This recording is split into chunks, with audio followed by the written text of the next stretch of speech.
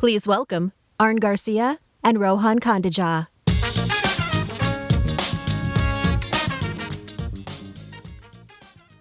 Hello and welcome. Amazon strives to be the Earth's most customer-centric company. In this session, you will discover the ways we deliver on that vision by protecting your IP to create more trusted experiences for your customers. My name is Arn Garcia, and I handle the technical products in the infringement space. Hello, I'm Rohan, and I manage the products in the intellectual space. We both are from the catalog discovery team, managing intellectual property policies in Amazon stores worldwide. Let's talk through what we got for you today. Our presentation is distributed across 4 sections. The first 2 is what Arn would cover, and I'll come through to take care of the third and the first. Let's talk about these 4 elements. First, we'll talk about intellectual property. Here, we'll talk about the basics and give you a brief overview of what is an IP, which is an intellectual property. Moving to the second, we'll talk about the tools that are made available as to how you could report an IP infringement. Moving to third, we're going to talk about how, as Amazon, we review notice of infringement. Also here, we'll go through the user journey on what actions you could take on policy violations that you receive. And then we'll talk about the impact of these violations in the same section. Last but not the least, this is where our subject matter experts have put together best practices that you can take away from this session to keep your listings protected. With that, I'll leave you in safe hands with Arn, and I'll see you in a bit. Thank you, Rohan. Intellectual property, IP. You've probably seen, heard, or encountered these 2 words before. But what is it really? How is IP protected today? Well, let's demystify intellectual property and go over a few key terms. Starting with intellectual property, there are 2 key things to note about intellectual property.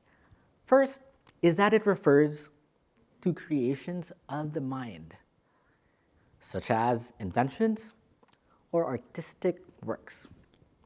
Second, these are protected by law, and it is done through copyrights, trademarks, patents, and design rights, to name a few.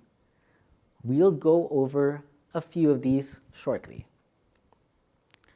Let's start with copyright.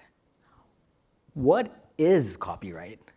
Well, copyrights protect original works that were independently created by humans. It gives the right to reproduce the work or to create derivative works based on that original work. Next, it gives the right to distribute copies to the general public for sale. And lastly, the right to display or to perform the work.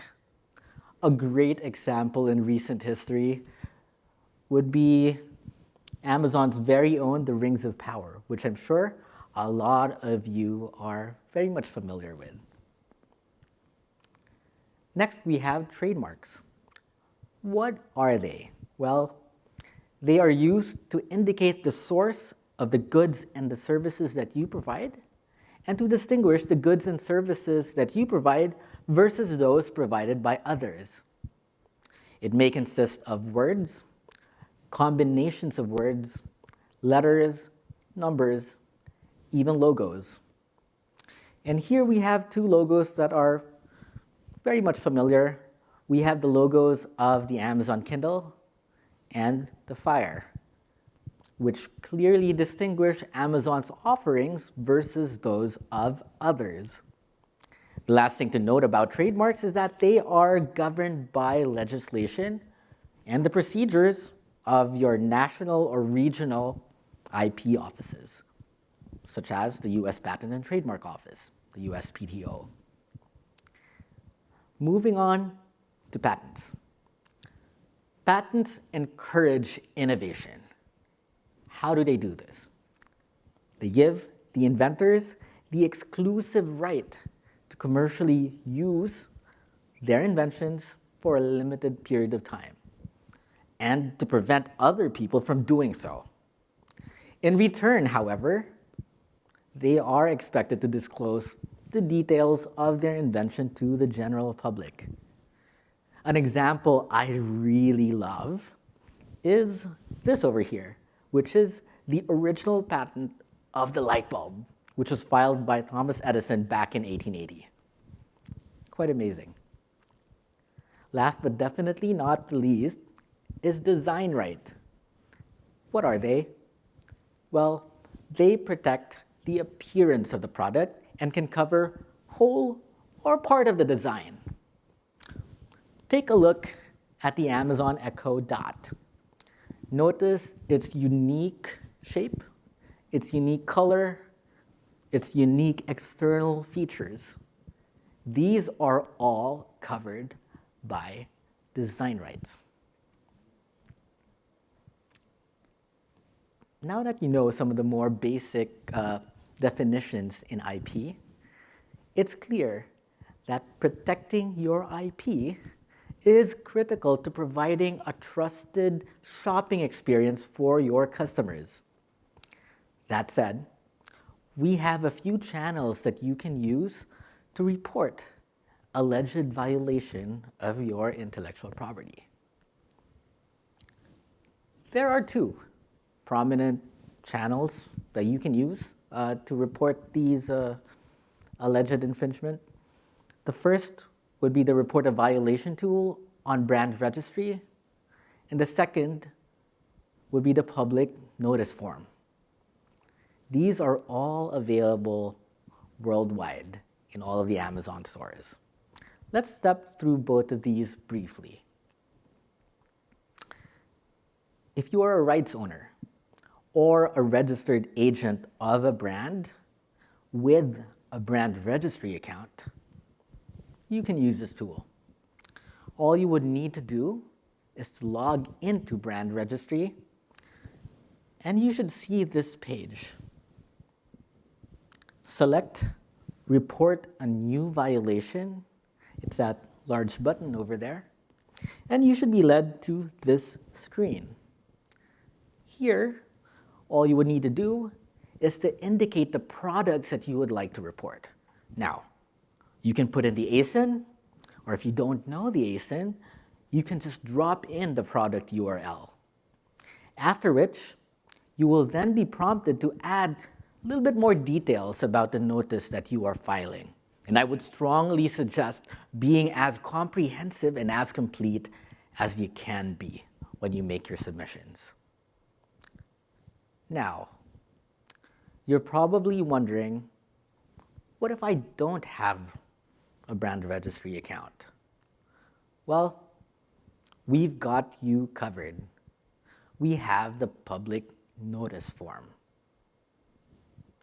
All you would need to have to access the public notice form or to submit on the public notice form would be an Amazon seller account. You would need to visit the public notice form in any of the Amazon stores that you normally frequent. I have an example over here, which is the version in the US store. Log in to the public notice form, and you should see a screen that looks like this. Select Start a Report, and you should see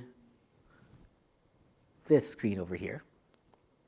Similarly to what we've seen a while ago, all you would need to do is to put in the products that you would like to report. Right? Put in the ASIN, put in the product URL. I strongly suggest, as I mentioned a while ago, to be as complete and as comprehensive as you can when you make that submission. With that, we've discussed some of the main tools that you can use to report infringement here in Amazon. Having said that, I would love to invite my colleague Rohan back on the stage to cover the next two sections. Thank you, An.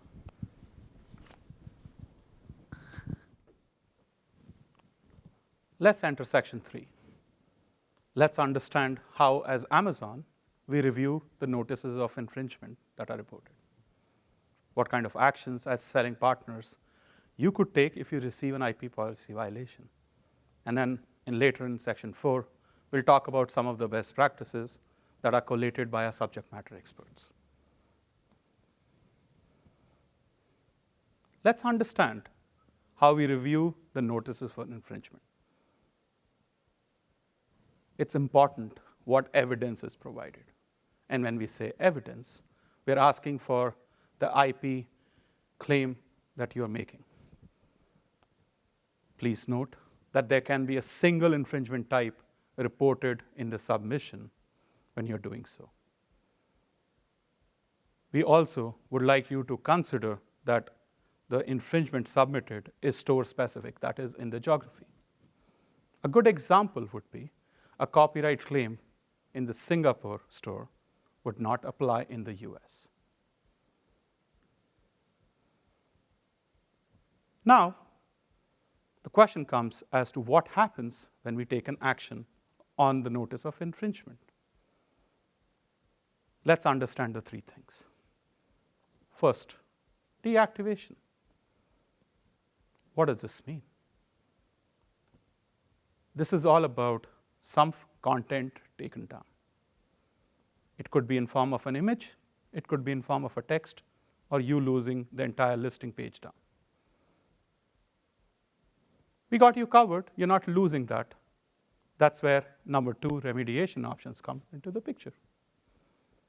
These are different paths that we as Amazon offer, and what these remediation options can have an impact on your account health. But going into the depth of remediation options, we can have you do an appeal or even have an exposure to a dispute. Now, some of these could be critical in time-sensitive nature, so we would want you to be taking care of them in the most comprehensive and the complete way of providing all the information. Lastly, on number 3, let's understand what is account health rating and the impact it may have. This is where your different violations could be critical in nature, could be high severity, could have a time-sensitive aspect of it, because all this runs back into the remediation options. Let's try to understand where should I find these potential policy violations. You could navigate by going into your Seller Central, into the specific geography, which is the Amazon store you're doing business with us. Navigate to account health, and then choose the option called product policy compliance. Let's go through a user journey of when you receive a violation, what does it look like? We have an example for you. Let's walk it through. First, this is the reason. This is where you view the alleged policy violation, which is the type of policy. This goes back to the first section where An educated you about different types of IP, such as copyright, trademark, patents.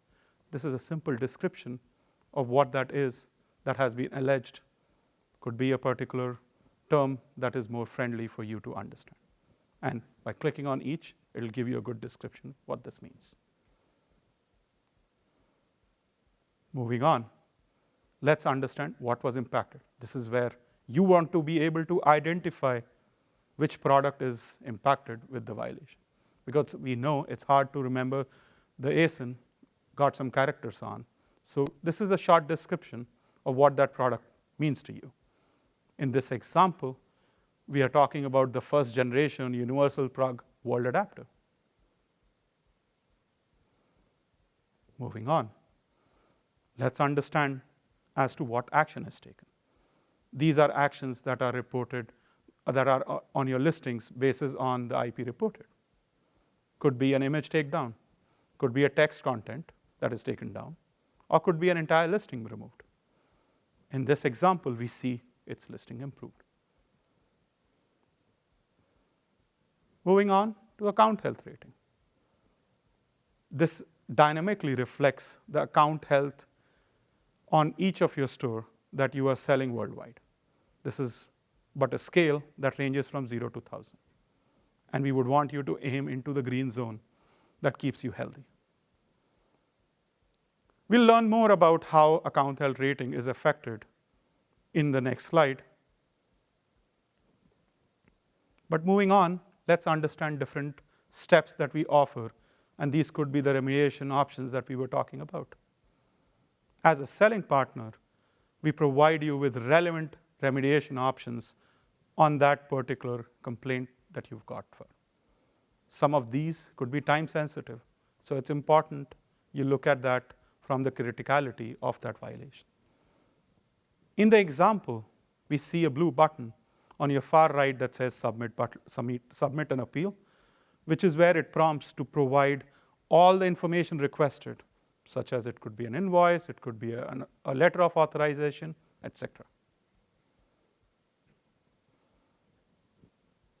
We talked about account health rating. Let's get into the depth of it. This is a score that is reflected on your account health page. It dynamically reflects the account health based on your recent policy adherence and the selling activities within the last 180 days. And this is available in each store that you sell worldwide. It uses a color-coded scale from 0 to 1,000, and all new sellers that you start with is a score of 200. A score ranging between 200 to 1,000 indicates no deactivation risk. A score going in the yellow zone, which is at risk, indicates that there is a potential deactivation risk. So you want to go back to the green zone by doing things, and we'll talk more about it later. If you're seeing a red, which is an unhealthy zone, implies that you have an eligibility of deactivation. Let's understand the impact of policy violations. This is where we want you to understand that resolving these policy violations results in points recovery. So you want to earn those points as soon as you get them. And please note that these could be, if you don't take those actions, they can lead to point deductions, and we don't want you to go there. Some of these violations could be critical. It could be time sensitive, so we want you to be covered as soon as you get a violation. To obtain and maintain a healthy account, we encourage you to avoid policy violations, and if they happen, address all those violations on your account health page in a most timely manner, prioritizing those with the greatest severity. Now, let's move into section 4. Now that you know on how we receive and how we review the notices of infringement, let's understand what happens, the actions that we take, the remediation options, and we would want to know what are those best practices and what can I imply on my business so that we can keep your listings protected. Our remarkable, talented team and subject matter experts have documented 5 valuable, compelling, and impactful tips to keep your listings safe so that you can continue doing business with us worldwide in Amazon Store. Whether you're a seller, a reseller, or a brand who is also a seller, these will come handy for you to continuing business and stay proactive in the game. Let's talk about number 1. This is where your invoice or your valid letter of authorization comes into play before you create a listing. This is something that you can obtain from your rights owner or your brand, and if you're a brand, you probably would not need this. Number 2, if you're selling goods that require a license agreement, then please work with your brand or your rights owner to obtain one, because this is critical for you to have this document when asked so. Moving to number 3, we all understand how much important marketing is and why it is important for the end customer to make that decision for a purchase. And we would love to have you put a lot of content on your detail page, such as the A+ content, such as videos, such as images. Some images that you may have an expiration date. So please make sure you check that it's all under the IP protected, and we would want you to own these marketing assets that you're using to make that listing available. Moving on to education on why it's important, because self-learning these terms and self-learning about these policies are critical to your business and what you're selling to the end customers. We'll get more into depth, but don't worry, we're not going to expose you with long text pages where you have to read and read and read. We got something for the end of the slide. Moving on, last but not the least, why it's important to respond to these violations promptly and choose the correct remediation option. Because time is money, and we don't want you to lose any, because it all affects end of the day at your business and our end customers who want to make those purchases. So it's important to choose your correct remediation path. With that, I'd like to invite An back on the stage, as we would both like to thank you for the time and patience that you've shown and been with us. We would want you to continue doing business with us and put together a trustworthy shopping experience for all our customers. Thank you, everyone. I promised we'll come to this, right? We all love QR codes.